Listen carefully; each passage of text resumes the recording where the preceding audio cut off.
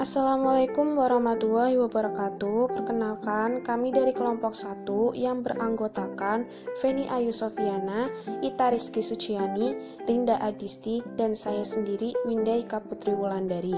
Kami di sini akan mempresentasikan apa itu perilaku konsumen dalam Islam. Pengertian perilaku konsumen dalam Islam. Perilaku konsumen merupakan suatu aktivitas manusia yang berkaitan dengan aktivitas membeli dan menggunakan produk barang dan jasa dengan memperhatikan kaidah ajaran Islam dan berguna bagi kemaslahatan umat. Ciri-ciri perilaku konsumen muslim. Yang pertama, seorang muslim dalam berkonsumsi didasarkan atas pemahaman bahwa kebutuhannya sebagai manusia terbatas. Seorang muslim akan mengkonsumsi pada tingkat wajar dan tidak akan berlebihan. Tingkat kepuasan berkonsumsi sebagai kebutuhan bukan sebagai keinginan. Yang kedua, suatu tingkat kepuasan tidak hanya ditentukan oleh jumlah satu atau dua pilihan, namun suatu tingkat kepuasan akan ditentukan oleh kemaslahatan yang dihasilkan. Yang ketiga, seorang muslim tidak akan mengkonsumsi barang-barang subhat, apalagi barang-barang yang sudah jelas haramnya. Yang keempat, seorang muslim tidak akan membelanjakan hartanya secara berlebihan dan tidak akan membeli barang-barang di luar jangkauan penghasilannya. Yang kelima, sebagai seorang muslim akan mencapai tingkat kepuasan tergantung kepada rasa syukurnya. Yang selanjutnya yaitu dasar hukum perilaku konsumen dalam Islam. Dalam ekonomi Islam, pemenuhan kebutuhan akan sandang pangan dan papan harus dilandasi dengan nilai-nilai spiritualisme Islam dan adanya keseimbangan dalam pengelolaan harta kekayaan. Selain itu, kewajiban yang harus dipenuhi oleh manusia dalam memenuhi kebutuhannya harus berdasarkan batas kecukupan. Ketentuan dalam ekonomi Islam yang berlandaskan nilai-nilai spiritualisme Islam menafikan karakteristik perilaku konsumen yang berlebihan dan materialistik. Karakteristik konsumsi dalam perspektif ekonomi Islam.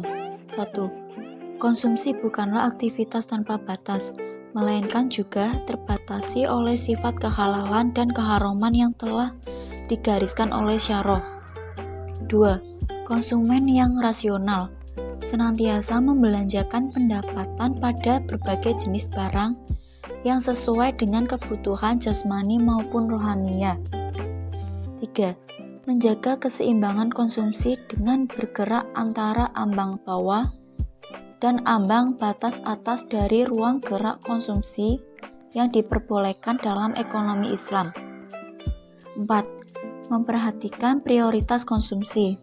Prinsip dasar perilaku konsumen dalam Islam. 1. Prinsip syariah, yaitu menyangkut dasar syariat yang harus terpenuhi dalam melakukan konsumsi. 2. Prinsip akidah, yaitu hakikat konsumsi adalah sebagai sarana untuk ketaatan beribadah, perwujudan keyakinan manusia, makhluk dan khalifah yang nantinya diminta pertanggungjawaban oleh pencipta. 3. Prinsip ilmu, yaitu seseorang ketika akan mengonsumsi harus mengetahui ilmu tentang barang yang akan dikonsumsi dan hukum-hukum yang berkaitan dengannya. Apakah merupakan sesuatu yang halal atau haram, baik ditinjau dari zat, proses, maupun tujuan. 4. Prinsip amaliyah, sebagai konsekuensi dan akidah dan ilmu yang telah diketahui tentang konsumsi Islam tersebut. 5. Prinsip kuantitas, yaitu sesuai dengan batas-batas kuantitas yang telah dijelaskan dalam syariat Islam. Prinsip prioritas, yaitu memperhatikan kepentingan yang diprioritaskan agar tidak terjadi kemudorotan. 7. Prinsip sosial, memperhatikan lingkungan di sekitarnya sehingga tercipta keharmonisan hidup dalam masyarakat. Keseimbangan perilaku konsumen dalam Islam. Model keseimbangan konsumsi dalam perspektif ekonomi Islam didasarkan pada keadilan distribusi. keadilan konsumsi adalah di mana seorang konsumen membelanjakan penghasilannya untuk kebutuhan materi dan kebutuhan sosial.